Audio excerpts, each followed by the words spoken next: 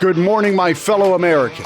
This is Kelly Nash. It's time for the national briefing, and huge news yesterday. Donald Trump says Hamas has agreed to the first point, the first part of the peace deal, and they now expect the hostages to come home soon. That is fantastic news. This is an unprecedented breakthrough. And there was actually even celebratory gunfire in Palestine last night. So they believe it. The Palestinians believe that they're going to get peace. The Israelis are celebrating. Everybody's in a great mood. The media, not so much. A lot of them speculating. Trump said it. I don't know if we can believe it or not. I'm also reminded of the now former president, Joseph R. Biden, as well as literally thousands of political commentators who are talking about Donald Trump, whether you're talking about 2015, 2016 era or leading up into this most recent race. You want a World War III. Mm-hmm.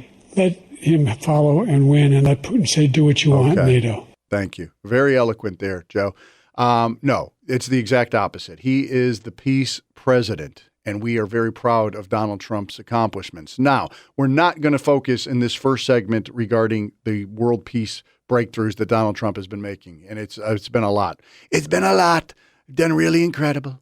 But yesterday, the mask came off for one Katie Porter. Now, the mask has been falling off. And you might say to yourself, I don't even know who Katie Porter is. It depends on how close you watch politics. Katie Porter was a very high-profile House member for many years out of California. She then ran for the Senate and lost. So now she's running for the governor. According to the most recent poll, this is a Zogby poll that came out, I guess, late last week. She is the front runner in the Democrat primary. However, in a shocking turn of events, the conservative commentator, who you know as Steve Hilton, the Republican candidate, is actually ahead in a head-to-head race with whoever wins the Democrat primary right now. He's up 6 percentage points. Meaning all the Republicans and a bunch of Democrats in California. And by the way, a small reminder, California has more more Donald Trump voters than any other state in America. So it's not like they're just all lunatics out there. There could be some common sense coming to California.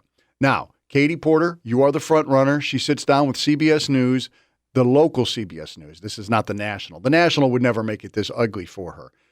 And they ask a question about how are you going to get those other voters to come back to you? What do you say to the 40% of California voters who you'll need in order to win, who voted for Trump? How would I need them in order to win, ma'am? Well, unless you think you're going to get 60% of the vote. You think you'll get 60%. Everybody who did not vote for Trump will vote for you. That's what you're saying. In a general election? Yes.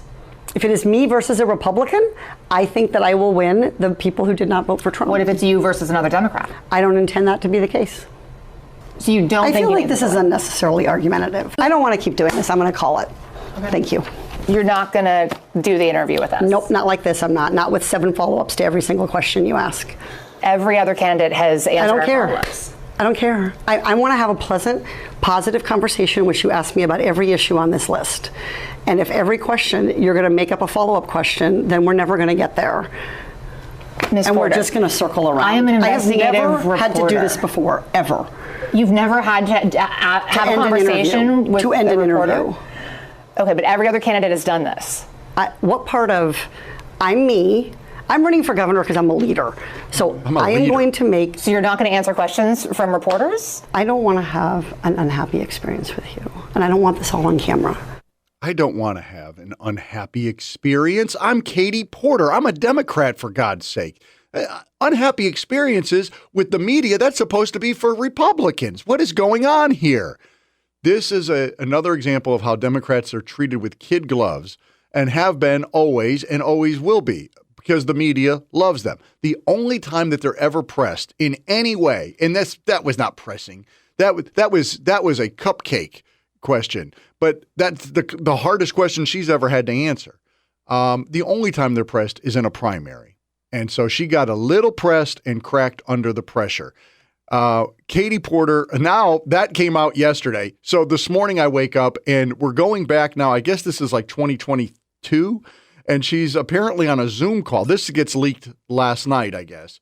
She's talking with the then Secretary of Energy, Jennifer Granholm. And I don't know what they were doing here. This is a Zoom call. She appears to be in like somebody's kitchen or an apartment or maybe something like that. Anyway, they're talking about electric vehicles. And a staffer gets into the camera shot, basically to correct her, let her know you're spreading mistruths. You don't want to do this. I think they were recording this and hoping to put it out later because it's clearly not live. As you can hear, Katie Porter immediately start dropping bombs. And the state could lose. Get out of my fucking shot. I wanted to tell you that that's actually incorrect. It's not that it's electric vehicles. It's that if we don't meet the commitments under the Paris Climate Accord. Okay. It does. Okay. You also were in my shot before that. Stay out of my shot. She doesn't want you in the shot. And what we're seeing with Katie Porter, not that every Democrat has an anger management problem, but what we see with Democrats, in my estimation, is they are cosplayers. The only one who I've not seen as a real cosplayer is, what's his name, from Pennsylvania, Mr. Cartwright. That guy he'll do whatever he wants. He doesn't care. He's not trying to make you think he's something that he's not. He's a left-winger who's going to wear his cargo shorts to Congress. Okay, that's good for you. The rest of them dress up in costumes, these business suits and whatnot, and act as if they're respectable family people, that they love traditional families. But I'm just here to help other families who are less traditional. That's my... look, I'm standing up for every American, not just the people who I agree with. It's like Joe Biden. I'm a good Catholic. I'm a Catholic in great standing. Can't wait to get more abortion clinics going. But, that's for them. That's not for me. Personally, I don't know that I would ever agree with that. But, who am I to say what a woman's right is? Who am I to incarcerate African Americans who might have had a tough life? They might have been abused by their parents, and so that's why they had to rob the store or rape somebody or kill somebody. So who are we to put them in prison? We can't pass judgment on them, but I personally am a respectable member of the community. They are not respectable people. The fact that they're fooling so many people with these costumes that they wear, these fake masks that they put on, is sad. Because most Americans don't actually go and read the policies that these people write. If you read the policies that they come up with, you'd say, this is a lunatic. Did this come from a mental prison? Most Democrat policies seem to have been written by inmates at some sort of mental facility. But they get passed because they're able to win votes.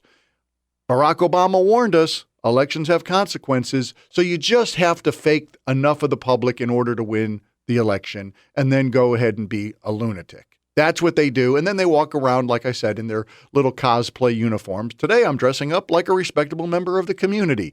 Katie is not a respectable member of the community. If you go and read her divorce papers, her husband had to get multiple police interventions at their house because she is a lunatic. She would throw things at him. In one instance, she was upset with him, and I think he was laying on the couch. She took the mashed potatoes off the oven that are scalding hot and dumped them on his head. He had to go to the hospital. This is a lunatic. That is who she is. So, again, not that they all have anger management problems, but they are all lunatics. I just think that it would be great if there was somehow that you could get that to your friends. Let them know. Hopefully spread that video. Spread this podcast. Let people hear some of the actual words of Katie Porter. Not that we have an influence on the California elections. Maybe some of you do. But more importantly, this is how they respond. Look at Nancy Pelosi yesterday, refusing to condemn the guy, Jay Jones, out there in the DA race out there in Virginia. She says, no, who am I to say if that's wrong? Who are you to say if it's wrong? I want to put 2 bullets in the House Speaker's head. She said, well, who am I to judge that? Come on. You people are lunatics.